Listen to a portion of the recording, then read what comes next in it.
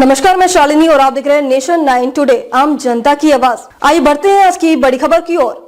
Trump के tariff युद्ध से वैश्विक बाजार में मंदी की आशंका। वॉल स्ट्रीट पर बड़े पैमाने पर हुई बिकवाली। न्यूयॉर्क में नैस्डैक में साल 2022 के बाद सबसे बड़ी गिरावट देखी गई। वही S&P 500 जो अमेरिका की सबसे बड़ी कंपनियों को ट्रैक करता है, वह भी फरवरी में सबसे उच्च स्तर पर पहुंचने के बाद से 8% तक गिर गया है।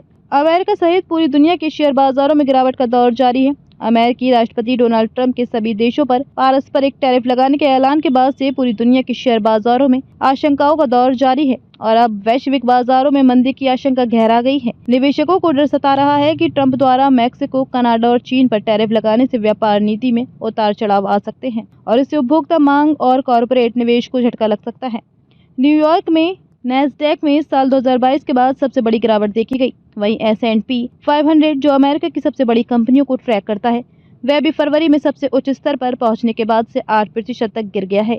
बाजार में जारी उठापटक को लेकर राष्ट्रपति ट्रंप ने भले ही अभी तक कुछ नहीं कहा है, लेकिन ट्रंप प्रशासन के अधिकारी और सलाहकार निवेशकों के डर को शांत करने में जुट गए हैं। अमेरिकी शेयर बाजारों में सोमवार को भारी गिरावट आई क्योंकि अमेरिका में आर्थिक चिंताएं बढ़ रही हैं और राष्ट्रपति ट्रंप ने मंदी की संभावना से इनकार नहीं किया।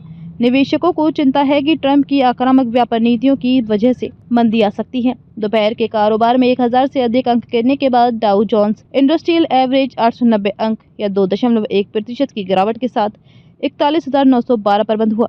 चीन के साथ अमेरिका का व्यापार युद्ध सोमवार को और गर्मा गया, जब बीजिंग ने अमेरिकी कृषि उत्पादों पर जवाबी टैरिफ लागू करना शुरू कर दिया, जिसके लिए चीन सबसे बड़ा बाजार है। इसमें अमेरिकी चिकन, गेहूं और मक्का पर 15% शुल्क, साथ ही सोयाबीन, पोर्क, बीफ और फलों पर 10% कर शामिल है। कनाडा के सबसे अधिक आबादी वाले प्रांत ओंटारियो ने सोमवार को कहा कि वे अमेरिका को भेजे जाने वाले सभी बिजली निर्यातों पर 25% अधिभार जोड़ रहा है, जो कि कनाडाई उत्पादों पर व्हाइट हाउस के टैरिफ के प्रति अमेरिका की प्रतिक्रिया का हिस्सा है।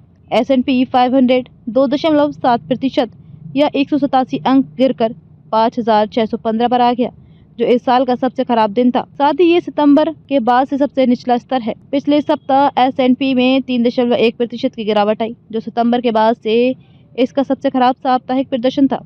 तकनीक प्रधान नैस्डैक को और भी बड़ा झटका लगा। पिछले हफ्ते सुधार के बाद नैस्डैक में 728 अंक या 4% की गिरावट आई। टेस्ला के शेयरों में 15% से ज्यादा की गिरावट आई और अल्फाबेट, एप्पल और एनवीडिया के शेयरों में भी लगभग 5% की गिरावट आई। गोल्डमैन सैक्स ने सोमवार को कहा कि वह 2025 के लिए अपने आर्थिक विकास पूर्वानुमान को, जो पहले 2.4% था, घटाकर 1.7% कर रहा है, क्योंकि ट्रंप प्रशासन की व्यापार नीतियों के कारण उसे अधिक प्रतिकूल परिस्थितियों का सामना करना पड़ रहा है।